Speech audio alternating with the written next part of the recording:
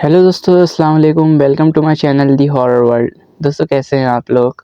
I hope कि आप लोग अच्छे होंगे।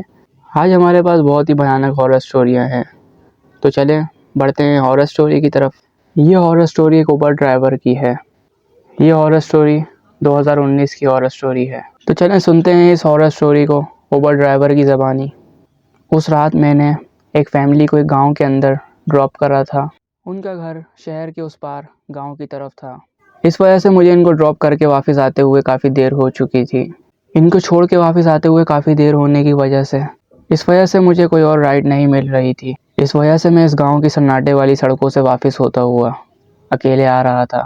मैं अभी एक सुनसान सड़क पर गाड़ी ड्राइव कर ही रहा था कि तभी अचानक मुझे दूर पेड़ के पास खड़ा एक आदमी नज़र आया। इस रोड पे काफ़ी ज़्यादा सन्नाटा और स्ट्रीट लाइट ना होने की वजह से काफ़ी अंधेरा भी था। इस वजह से मुझे इस आदमी का चेहरा नहीं दिखाई दे रहा था, बस इसका एक शैडो नज़र आ रहा था। खैर, मैंने इसके करीब जाकर इसके पास गाड़ी रोक दी और मैंने जैसे ही अपनी गाड़ी का शीशा नीचे करा तो ये मेरे करीब आया और कहने लगा। यह आदमी बहुत भारी आवाज़ में मुझसे बात कर रहा था।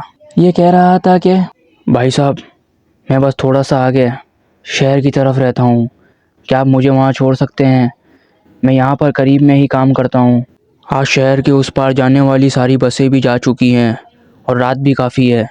आपकी मेहरबानी होगी, आप मुझे थोड़ा सा आगे छोड़ सकते हैं? इसकी ये बात सुन के मैं अपने मन में ये सोच ही रहा था कि मैं उस पार जा तो रहा हूँ, क्या मैं इसकी हेल्प नहीं कर सकता? मैं इसको छोड़ सकता हूँ। इस वजह से मैंने उसको हाथ के इशारे से गाड़ी में बैठने का बोल दिया और वो आगे ड्राइवर सीट के बराबर में आकर बैठ गया।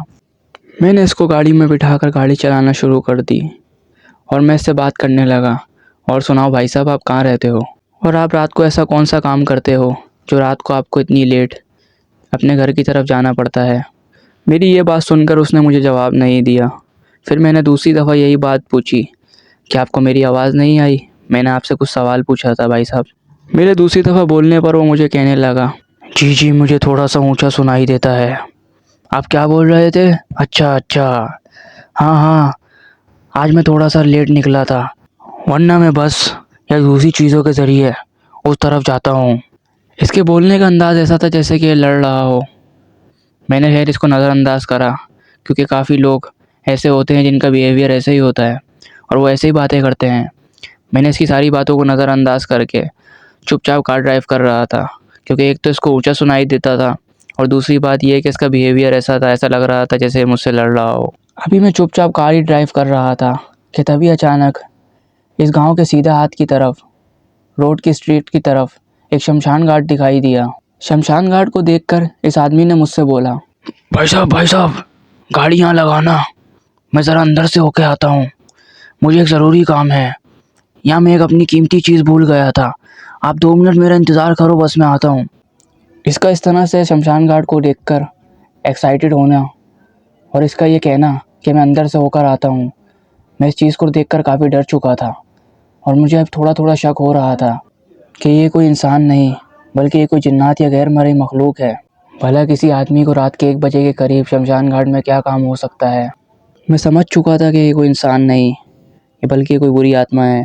खैर, मैंने अपने आप को बहुत ज़्यादा संभाला और मैंने इस आदमी को ज़रा भी शक होने नहीं दिया कि मैं इसके बारे में सब कुछ जान चुका हूँ। खैर, मैंने इस आदमी को बोला, जाओ अब होके आओ, मैं यहीं बैठा हुआ हूँ। मेरी इस बात को सुनकर वो गाड़ी से उतर के शमशान घाट की तरफ आगे बढ़ने लगा।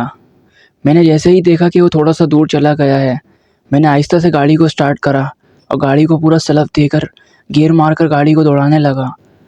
उसने मुझे जैसे ही भागते हुए देखा तो वो भी मेरे पीछे भागा। मेरी गाड़ी उस वक्त तकरीबन 100 से ऊपर स्पीड में थी और मैंने गाड़ी के साइड मिरर में देखा तो भयानक आदमी मेरी गाड़ी के पीछे भाग रहा था। अब उसका चेहरा भी एक भयानक शक्ल के अंदर तब्दील हो चुका था और उसकी जीप जो कि उसके मुंह से बाहर आ रही थी। मैं इसको इस तरह से अपनी गाड़ी के पीछे भागता देख और फास्ट ड्राइव कर रहा था। मैं जैसे ही साइड मिरर में देखता तो मुझे उस आदमी का भयानक चेहरा देखकर मेरे रोंगटे खड़े हो जाते। मैं बहुत ज़्यादा स्पीड में फास्ट ड्राइव कर रहा था कि तभी अचानक मेरी गाड़ी आउट ऑफ कंट्रोल हो गई और ओवर स्पीड की वजह से वो फुटपाथ पे जाकर टकरा गई। सुबह जब मेरी आंख खुली तो मैं एक हॉस्पिटल के अंदर था। मैंने एक डॉक्टर को पूछा कि मुझे कौन लाया था और मैं यहाँ कैसे आया। तो डॉक्टर ने मुझे बताया कि आपकी गाड़ी का एक्सीडेंट हुआ था और वहाँ से पीछे से एक पुलिस की गाड़ी जा रही थी जिसने एक्सीडेंट होता हुआ आपको देख लिया था और उसने जल्दी से आपकी मदद करी और उसने आपको बचाया और हॉस्पिटल तक पहुंचाया। आप इस हॉस्पिटल के अंदर तकरीबन 1 हफ्ते से हो। आज 1 हफ्ते के बाद आपको होश आया है। डॉक्टर की इस बात को सुनकर मैं काफ़ी ज़्यादा खौफज़दा हो चुका था और मैं ये सोच रहा था कि मैं 1 हफ्ते से बेड के ऊपर पड़ा हुआ हूँ। तो दोस्तों ये थी आज की हॉरर स्टोरी जो कि एक ऊबर ड्राइवर ने हमारे साथ शेयर करी। बहुत शुक्रिया भाई। तो दोस्तों आई होप कि आपको पसंद आई होगी। अगर आप ऐसी और इंटरेस्टिंग हॉरर स्टोरियाँ सुनना चाहते हैं तो हमारे चैनल को लाजमी सब्सक्राइब करें और सब्सक्राइब करने के साथ साथ वीडियो को ज़रूर लाइक करा करें। इससे हमें मोटिवेशन मिलती है और हम आपके लिए इंटरेस्टिंग हॉरर स्टोरियाँ लेकर आते हैं। तो दोस्तों अपना बहुत सारा ख्याल रखें, दुआओं में याद रखें। मिलते हैं नेक्स्ट हॉरर स्टोरी के अंदर। जब तक के लिए अल्लाह हाफिज़।